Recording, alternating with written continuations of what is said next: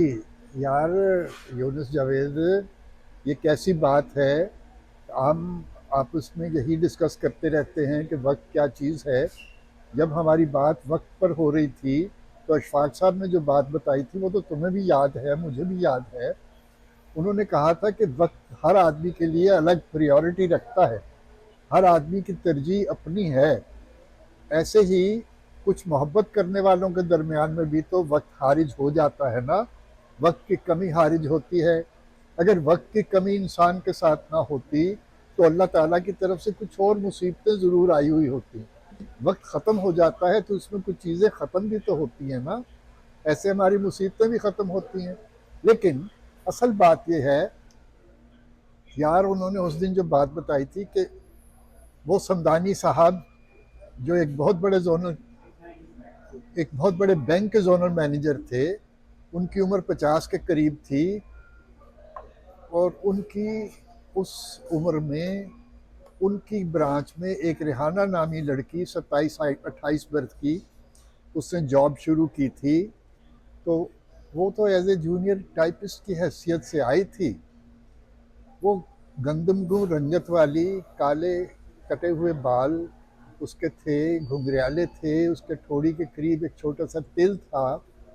पता नहीं क्या उसको समदानी साहब में नज़र आया कि समदानी साहब के वो इतनी इन्वॉल्व हो गई कि उसने कागजात पर तवज्जो देनी छोड़ दी।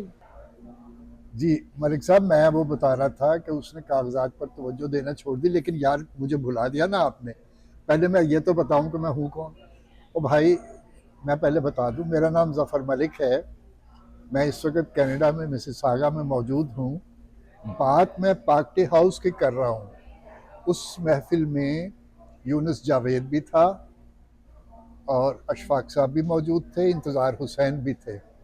जब वक्त की कमी पर बात हुई तो उन्होंने मेरे हाथ पर हाथ रखकर कोई बात शुरू की।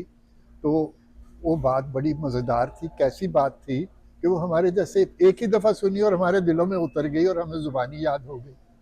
हाँ, बात कर रहा था कि वो जो रेहाना नामी लड़की थी, उससे समधानी साहब ऐसे भाग गए कि उसने पार्टियों पर भी जाना छोड़ दिया था। वो शाम को समदानी साहब के साथ सैर करने के लिए जब रावल डैम जाती तो गाड़ी से उतरने के बाद जब उनकी कोहनी पकड़ कर लटकती झूलती उनके साथ चली जाती तो समदानी साहब की उम्र जो 50 से तजावुज़ कर चुकी थी, बहुत कम हो जाती। उनको रास्ते में अपना बड़ा बेटा जो इंग्लैंड में चार्टर्ड अकाउंटेंट बनने के लिए गया हुआ था बहुत याद आता, लेकिन वो उसका जिक्र न करते। जब वो उनके साथ लटकती झूलती चली जाती तो जिन झाड़ियों में फूल नहीं भी होते उनमें भी फूल नज़र आने लगते। जिन खुश्क पत्थरों में खुश्की नज़र आनी चाहिए उसमें भी उनको नीली नीली रगें उभरती नज़र आती थीं। ना ख़त्म होने वाले रास्ते भी ख़त्म हो जाते थे। आखिर ऐसे होता रहा। फिर 2 साल के इस अरसे में अचानक एक दिन काकूल से शाहिद नामी लड़का स्वॉर्ड ऑफ ऑनर लेकर उन दोनों के दरमियान खड़ा हो गया। उस दिन रेहाना ने उसके कंधे पे हाथ रख के पूछा था, ये फूल 3 कब होंगे? तो उसने कहा पूरे 2 माह के बाद। उस शाम जब वो स्कूटर पर उसको लेकर रावल डैम गया तो रास्ते में उसे समदानी साहब बहुत याद आए, लेकिन उसने समदानी साहब का जिक्र नहीं किया। वो शायद अपनी यूनिट की खुश किस्म की बातें जब रावल डैम के किनारे बैठ के करता तो उसे यूं लगता जैसे जय जयवंती का राग लाप रहा हो। ऐसे ही कुछ माह गुजर गए तो एक शाम कुछ माह के बाद समदानी साहब रेहाना के घर तशरीफ़ लाए। रेहाना ने उन्हें बड़े पुरतपाक तरीके से बुलाया, बिठाया, ड्राइंग रूम खोला, उनके साथ बातें शुरू की। समदानी साहब की उम्र 50 से बहुत तजावज़ कर चुकी थी। वक्त बहुत जैसे गुजर गया था। उन्होंने उसके सहने खाना में देखते हुए कहा कि रेहाना, मैं तुम्हारी सहने खाना की इस दीवार पर वो धूप हूँ जो देखो अभी दीवार तक आ गई है, थोड़ी देर में मुमटी तक चली जाएगी, फिर इसको यहाँ से रुखसत हो जाना है।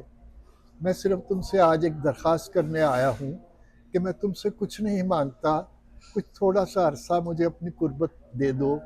मुझे बहुत मुझे कुर्बत की ज़रूरत है। कि मेरे पास वक्त कम है। रेहाना ने कहा सर वाकई वक्त तो बहुत कम है। समदानी साहब खुश हो गए कि शायद उसको मेरा प्रपोज़ल अच्छा लगा। वो उठी, कालीन पर आके बैठ गई, तो उसकी आंखों में आंसू आ गए। कहने लगी सर मैंने आपसे कहा ना मेरे पास वक्त बहुत कम है। उसने कहा तुमने क्या सोचा? कहने लगी मैं यही अर्ज़ कर रही हूँ सर कि मैं लड़की हूँ ना, लड़की की एक उम्र होती है, उसकी शादी हो जाए तो हो जाती है, और अगर ना हो तो फिर उसको ऐसे ही रहना पड़ता है। सर मेरे पास वक्त बहुत कम रह गया है, मुझे आप जाने दीजिए। और उसका सर ढलक गया था, उसकी आंखों से आंसू जारी थे। समदानी साहब की आंखें भी गीली हो गईं। उन्होंने उसके सर पे शफकत से हाथ से थपथपाया और उसके ड्राइंग रूम से निकल गए। Thank you. यार यूनुस, ये बात तो अशफाक साहब ने अपनी किताब में भी लिख दी थी, और ये जो अशफाक साहब ने जो बात बताई थी हमें इसलिए अच्छी लगी कि इसमें दो तीन कैरेक्टर जो हैं, मसलन रेहाना का कैरेक्टर और समदानी का कैरेक्टर, उन दोनों के पास अपने पॉइंट ऑफ व्यू से वक्त कम था, और उन्होंने उसको इस खूबसूरती से बताया था कि वक्त कम है इंसान के पास, उसे ज़ाया नहीं करना चाहिए। इसी तरीके से जो शाहिद लड़का बीच में आया था वो अपने एंड टाइम पर आया था और उसने अपने वक्त को सही तरीके से इस्तेमाल किया था। ये बातें वो हैं जो अपनी कहानी में इतने दबे अल्फाज में बता जाते हैं कि हमें उसको सोचना पड़ता है कि यार ये तो कोई बात कह गए, ये बात समझने की है, अगर समझ आ जाए तो बड़ी बात है। बात यह है कि अगर किसी किस्म की मुमासलत किसी नाम से या किसी किरदार के साथ हो जाए तो मुझे माफ़ करना, ये मेरी कहानी नहीं, ये तो बयान करने वाले दास्तान गो जो दास्तान सराय के मालिक हैं बाबा, ये अशफाक साहब हैं, और उनकी कहानियां मेरे पास इतनी हैं कि मलिक साहब ख़त्म नहीं होंगी, याद रखिएगा।